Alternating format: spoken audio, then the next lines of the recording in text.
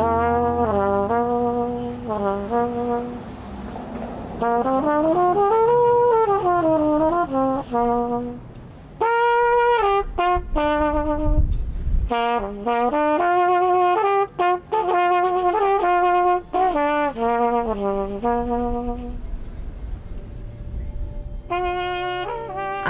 Malika Dixon. I'm originally from Baltimore, and I'm an independent filmmaker. I run my own production company, Audace Entertainment,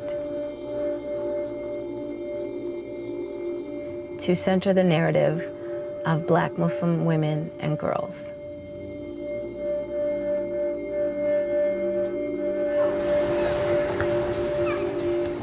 Being a Black Muslim in Baltimore was normal. That was just life.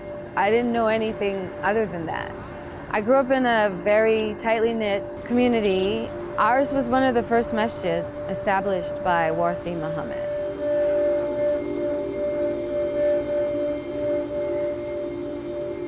I grew up in that masjid. Went to school there. It's called Sister Clara Muhammad School, named after his mother. It was there that I met Muhammad Ali.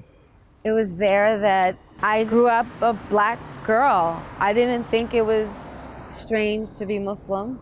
I was just what we were. Growing up in Baltimore, I originally grew up in a predominantly Black community until we moved to the county, and my mother began teaching at an Islamic center that was predominantly Arab, predominantly Desi, and it was difficult for my younger brothers and sisters and for me with darker skin because we were marginalized. Often I would get side-eye instead of wa alaikum salam.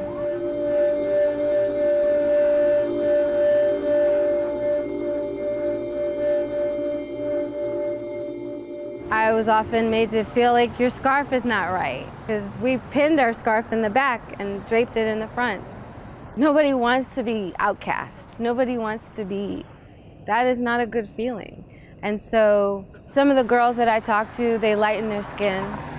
They adopt, on the other opposite end of the spectrum, dark-skinned girls, they adopt these behaviors that will make them more acceptable in communities, wear their scarves a certain way to be more like Arabs or to be more like Desis. Or I had one sister, she's dark-skinned, and she said, you know, my mom had us wear shalwar kameez growing up. And I don't know what to say to that, because that's not Black culture. That's another person's culture. And the erasure of your own Black culture, it's harmful and it's hurtful.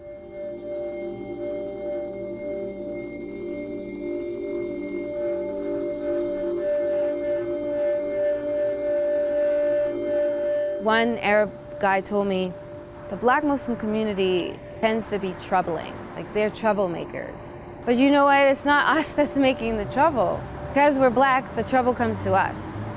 Black Muslim communities usually are dealing with the issues of being Black, more so than anything.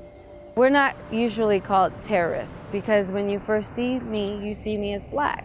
But like we were going back about the masjid, the school where I taught, where it was mostly Arabs and Desis, there is, in my opinion, what I believe is that they don't want to be singled out. And so because Black people are singled out, like that's our legacy here in this country. I feel othered in those spaces. And it's not a good feeling when your own community makes you feel like you don't belong. That's hurtful. I was heartbroken. So, you know, my decision to find my tribe, people who look and live like me, was a way to heal my broken heart and get back in the trenches and build those bridges, because I'm never gonna give up on that. I'm getting so emotional, I'm sorry.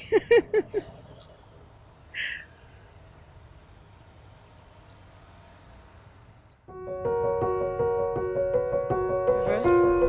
Now, try it again. Part of the reason why I created the hashtag was to show people that you can't separate them. I'm Black, I'm Muslim, I'm a woman, and I'm fly, you know? That's who I am. It's one identity.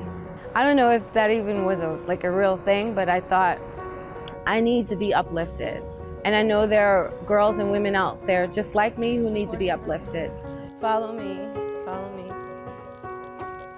and cut. I created what I called an empowerment brand, and it wasn't about money, it was about bigging up myself, so to speak. I grew up on hip hop, so the way that rappers boast in their rhymes, that's what I want Black Muslim Girl Fly to be for us, to remind us who we are. We are awesome, we are fresh to death, dope, fly. You did a great job. Alhamdulillah.